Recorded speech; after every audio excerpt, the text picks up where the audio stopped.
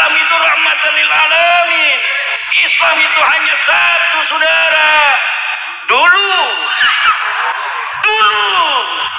Sekarang ada nggak para Balawi yang berani menyinggung Islam Nusantara? Semenjak Bab Nasab ini tidak akan pernah ada.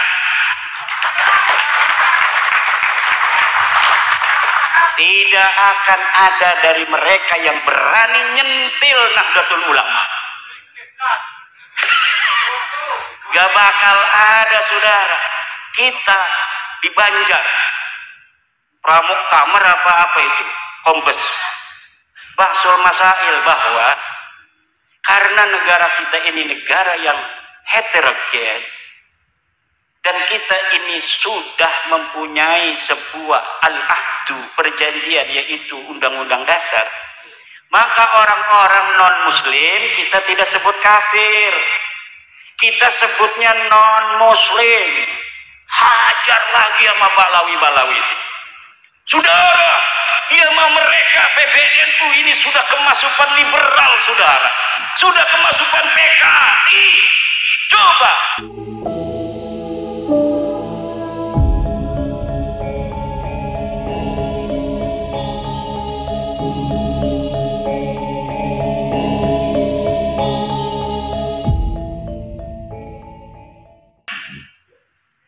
mereka merubah-rubah Alkitab litahsabuhu minal kitab, agar kalian menyangka itu bagian dari kitab. Wa ma huwa minal kitab, padahal tidak ada di kitabnya. Ini yang saya temukan dalam khusus nasab Ba'lawi ini. Banyak dalil-dalil mereka itu kemudian kita verifikasi di dalam kitabnya, ternyata di kitabnya nggak ada. Temennya Dr. David, Syekh Romli Al-Idrus di Aswaja Center Jawa Timur itu pernah berdalil dengan kitab Ba'lawi bahwa yang namanya seorang turunan Nabi lebih utama daripada orang alim 70 kali.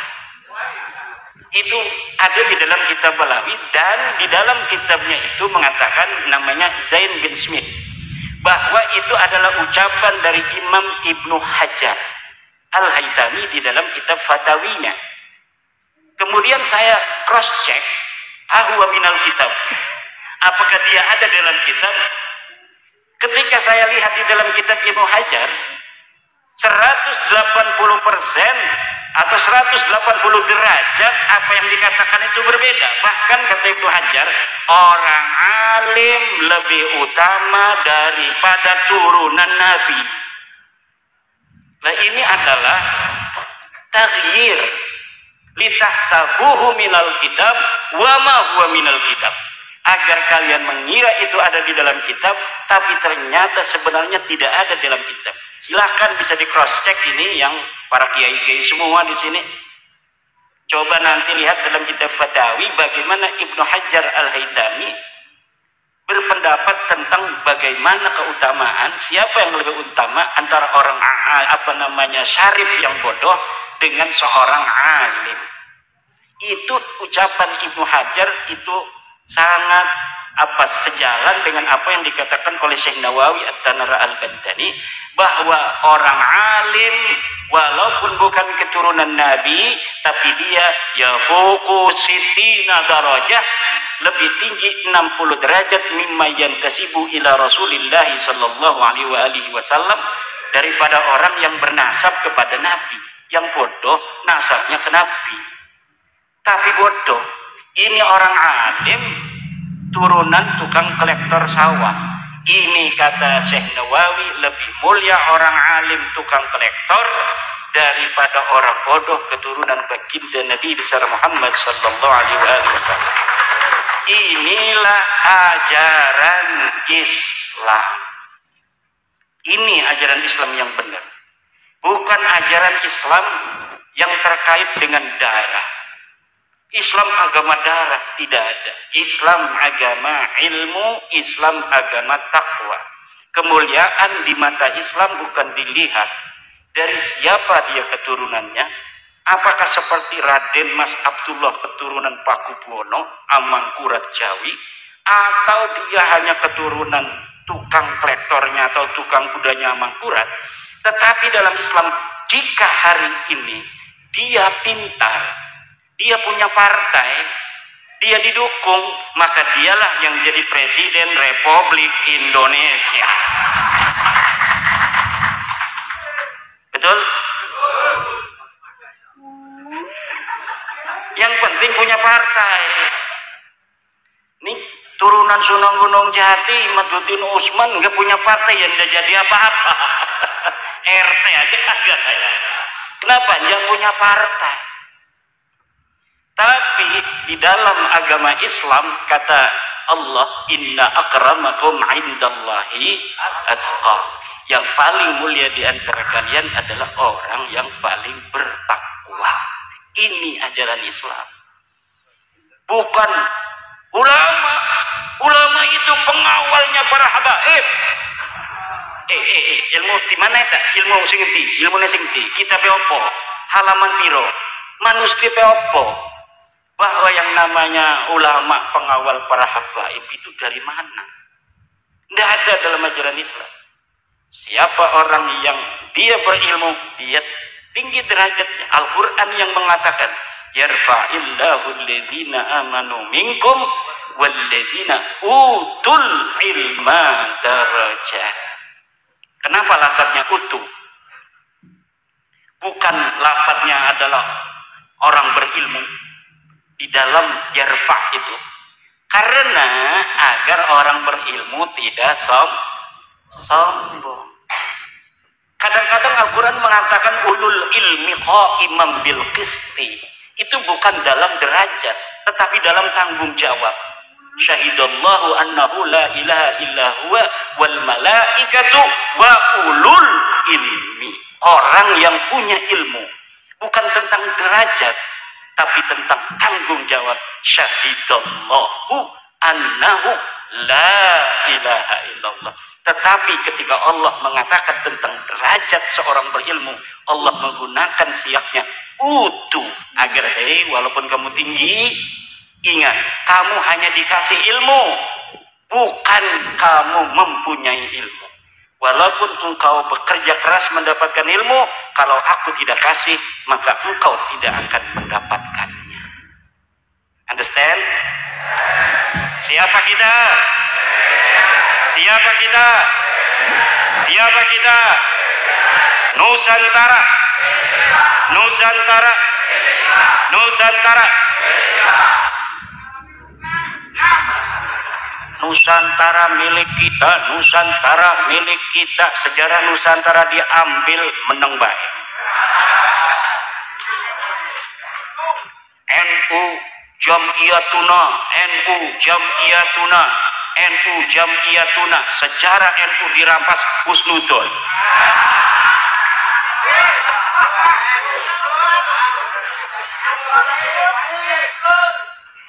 Harus jelas. Harus jelas. Kalau kita cinta Nusantara, jaga Nusantara ini, betul? Kalau kita cinta NU, jaga sejarah NU, betul? Wali Songo adalah penyebar agama Islam, dilembagakan oleh Jam'iyatuna Al-Mahbubah. Siapa itu Wali Songo? Orang-orang yang mengajarkan Islam dengan cinta dan kasih sayang. Kenapa kita mengenal adanya langgam Jawa Al-Quran? Karena Wali Songo mengajarkan itu. Di kampung saya masih ada, udah baru meninggal setahun atau 2 tahun yang lalu, imam yang pasti pakai langgam Jawa. Bismillahirrahmanirrahim. Alhamdulillahi rabbil alamin. Ar-Rahmanir-Rahim. Tapi dia enak, saya nggak enak. Enak nggak?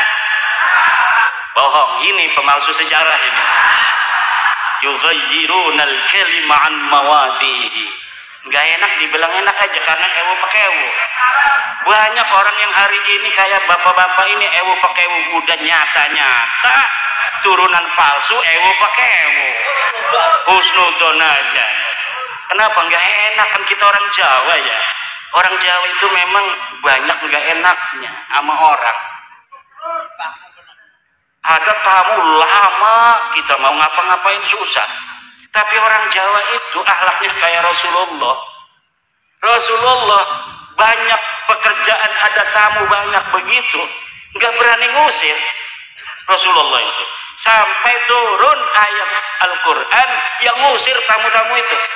Kamu sama Rasulullah jangan begitu, dia itu orang pemalu, akhlaknya tinggi, walaupun hatinya udah nggak enak nggak bakal ngusir orang. Betul apa tidak? Lah kita yang harus punya rerasan, tepo seliro, itu ajaran Sunan Kudus. Lah ada dulu Menteri Lukman Hakim Saifuddin ngundang qori dari Jawa, suruh baca Al-Quran dalam sebuah acara di istana apa di mana ya? Istana, pakai langgam Jawa. Itu sama kabib-kabib ini dituduh sebagai sinkritisme Islam. Kabib saudara, ini menghina Quran saudara. PKI ini saudara, menterinya PKI ini Abdul Khalik ngapain sih begini-begini? Ini yang sekarang nggak berani. Coba nih, ada YouTube-nya kan? Berani kagak itu? Para Bahlawi ngomong bahwa langgam Jawa ini kafir, langgam Jawa PKI. Nggak bakal berani, ayo nama. Nggak bakal berani. Islam Nusantara digagas oleh Nahdlatul Ulama. 2010 mulai digaungkan, 2015 di Jombang dijadiin sebuah tema muktamar Islam Nusantara, dihajar oleh mereka Bahlawi-Bahlawi. Ini Islam Nusantara, nanti ada Islam Amerika, nanti ada Islam Afrika, nanti ada Islam Jepang. Islam ya Islam saudara, betul apa tidak? Hajar apa tidak? Merusak Islam apa tidak PBNU? Merusak saudara. Islam itu rahmatan lil alamin. Islam itu hanya satu saudara. Dulu. Sekarang ada nggak para Bahlawi yang berani nyinggung Islam Nusantara? Semenjak Pak Nasab ini tidak akan pernah ada.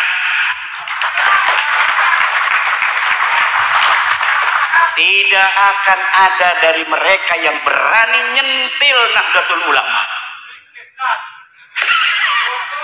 Gak bakal ada saudara.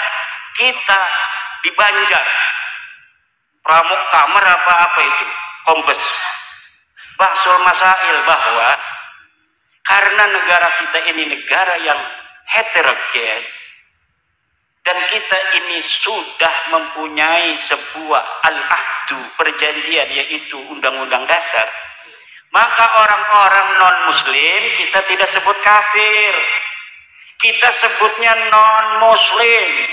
Hajar lagi sama Bahlawi-Bahlawi itu saudara, dia sama mereka PBNU ini sudah kemasukan liberal saudara, sudah kemasukan PKI.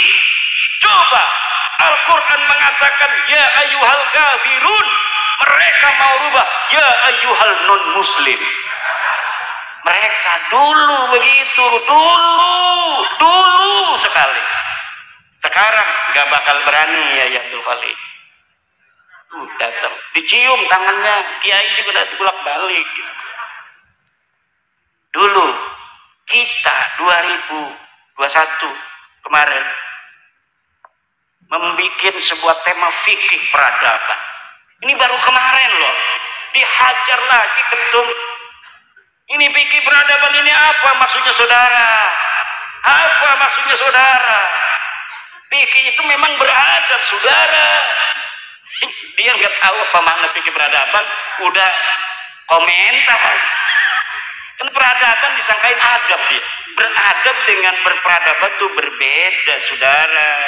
Tapi tetap mereka itu inginnya adalah NU ini tidak boleh sepi dari cacian dan kritikan mereka. Seakan-akan mereka itu lebih hebat dari ulama Nahdlatul Ulama. Jangan betul-betul aja.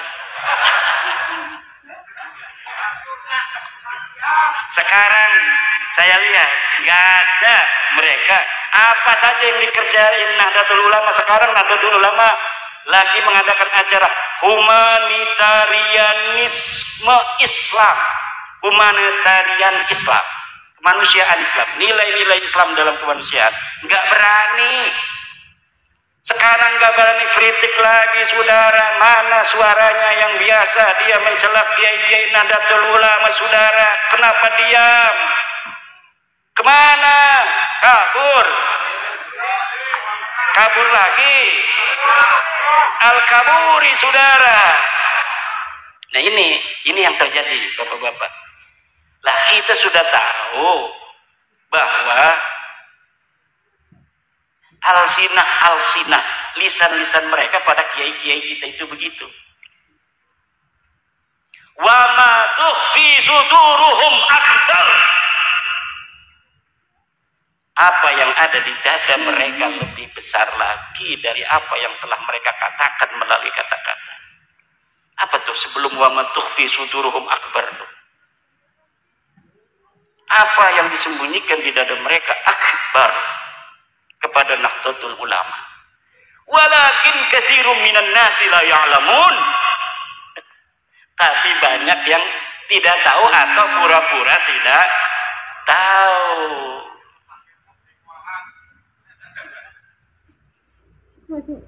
Oh, katanya udah orang bodoh mah nggak usah nyana-nyana dalil. Berarti yang nanya dalil kayak saya, bapak-bapak PWI itu bukan orang bodoh. Yang orang bodoh itu yang nggak boleh nanya dalilnya, ikut aja. Ini nggak tahu bahasa ketum. Kata ketum, udah orang bodoh nggak usah nanya-nanya dalil. Betul apa tidak? Berarti yang nanya dalil orang pinter.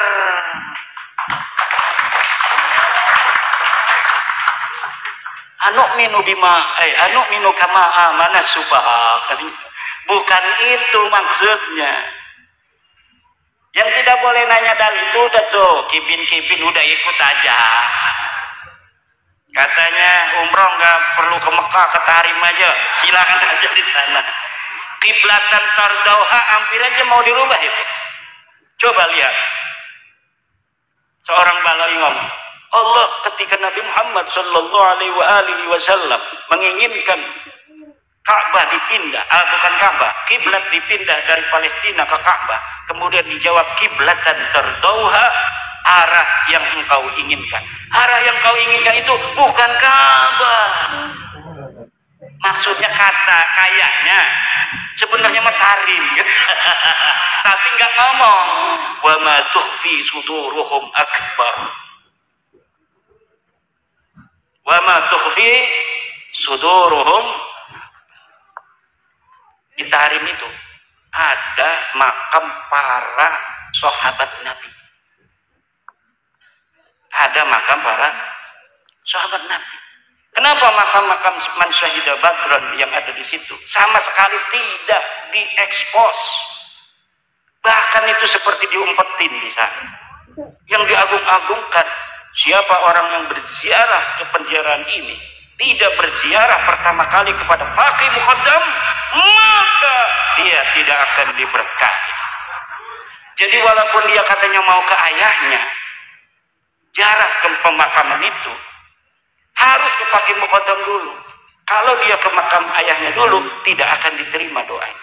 Padahal di sekitar pemakaman itu ada pemakaman dari zaman dulu, pemakaman para sahabat Nabi. Tapi sama sekali mereka tidak jual.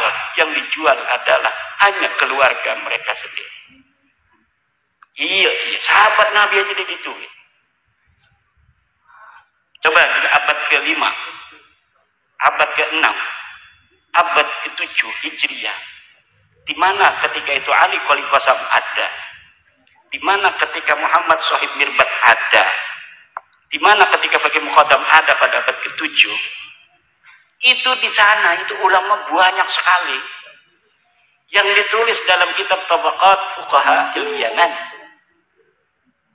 Terverifikasi ada orang 2 syahid di Tarim. Kemudian diverifikasi yang ulama-ulama besar di sana.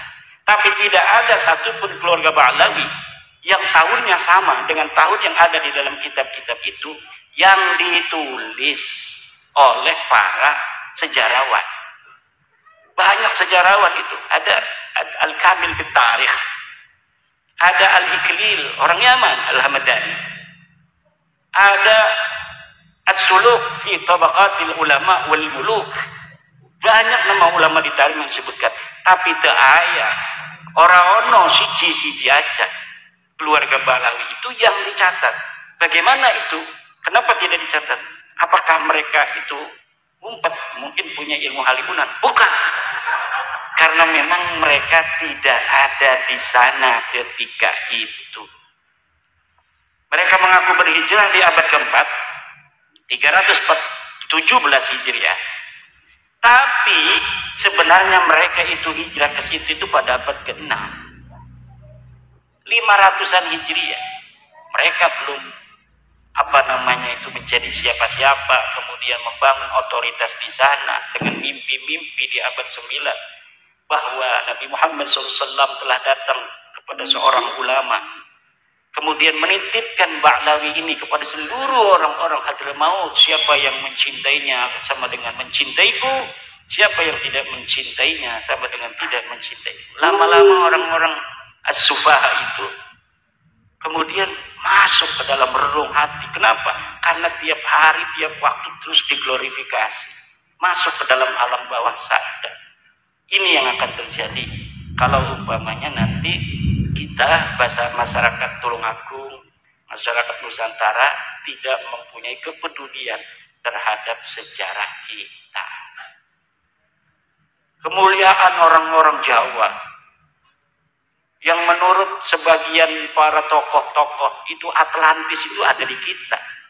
Yang disebut Aristoteles zaman dulu bahwa negeri yang mawaddah, itu baldatun tohibatun warabun ghafur, itu kerajaan Atlantis yang hilang itu menurut sebagian para pakar itu ada di Jawa. Wallahu a'lam benar apa tidaknya itu memerlukan kajian khusus. Kemudian yang nyata saja yang masih ada bukti arkeologis dari Borobudur, Prambanan, di Klaten itu banyak candi-candi. Ini bisa jadi nanti ini bukan candi, ini sebenarnya adalah tempat khalwatnya Syekh Al-Habib Faqih Muqaddam. Bisa begitu. Buktinya di Gunung Kawi sekarang ada makam Utsman bin Yahya. Di atas situs Mojokerto ada makam Habib. Ini nanti mau dikatakan bahwa sebenarnya Habib ini ada sejak Gajah Mada. Gajah Mada ini marganya Al-Jufri. Bisa jadi ya.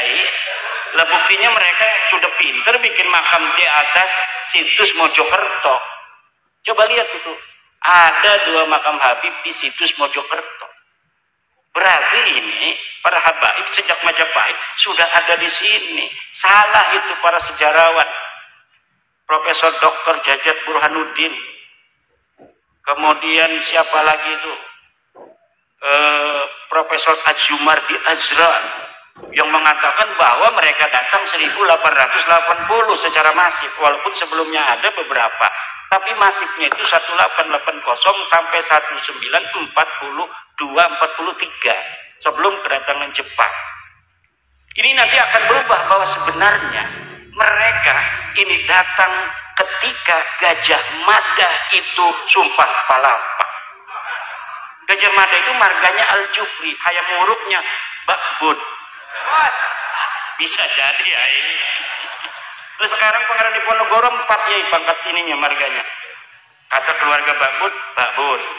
Bahkan yang ngomong bukan hanya kayak Bahar Semit yang ke sekolah, yang ke mondok. Profesor itu yang waktu di Rabi Talawiyah, seorang profesor perempuan itu ngomong yang sama, bahwa ada upaya membelokkan sejarah Pangeran Diponegoro, kata dia. Pangeran Diponegoro itu dulunya mancung, Sekarang ini katanya dilukis seperti pesek. Ini kan penghinaan. Bahwa kata orang Jawa itu pesek, padahal makan iya.